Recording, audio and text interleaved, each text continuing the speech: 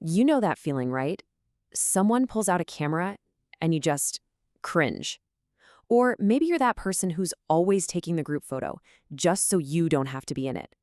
Well, today we're going to dive into the psychology of why so many people hate being in pictures and what that little preference might actually reveal about how our minds work. So, what does it really say about you? Is it just being a little shy, or is there something way deeper going on?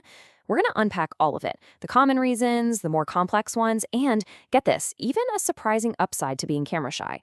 All right, let's kick things off with the number one reason most people dodge the camera: body image anxiety.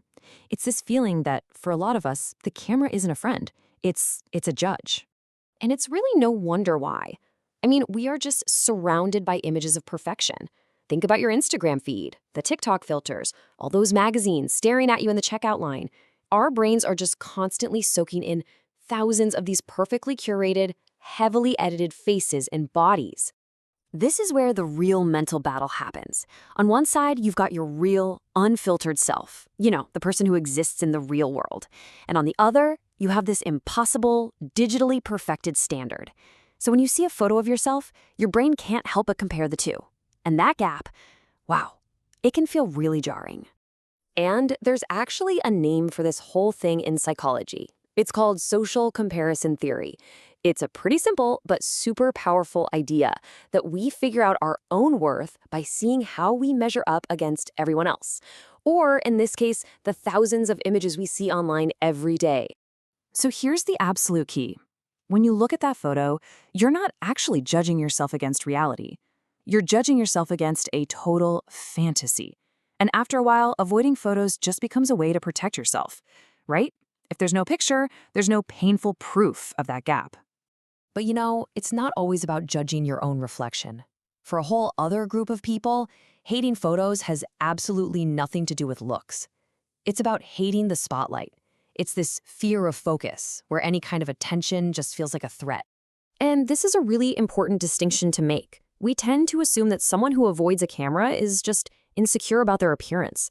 But for so many people, especially introverts or maybe those with a bit of social anxiety, it's all about that feeling of being completely exposed. It has nothing to do with vanity. It's all about feeling vulnerable.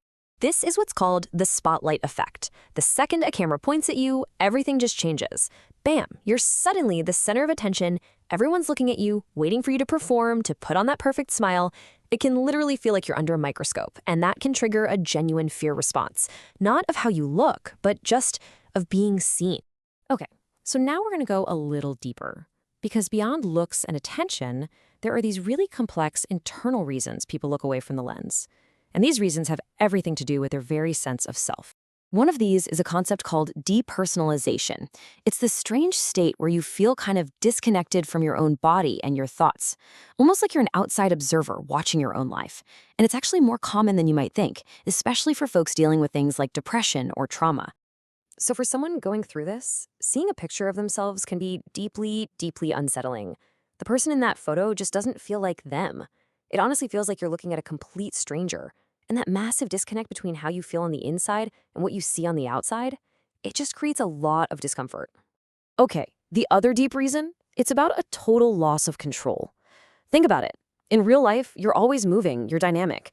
You can change your expression, shift your weight. But a photo, it's static. It freezes one single unchangeable moment in time, and you have zero control over it.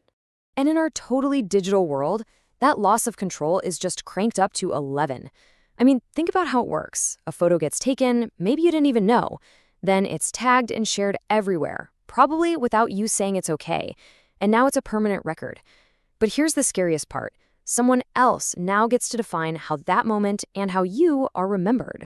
But hold on a second. We've talked a lot about anxiety and fear and losing control.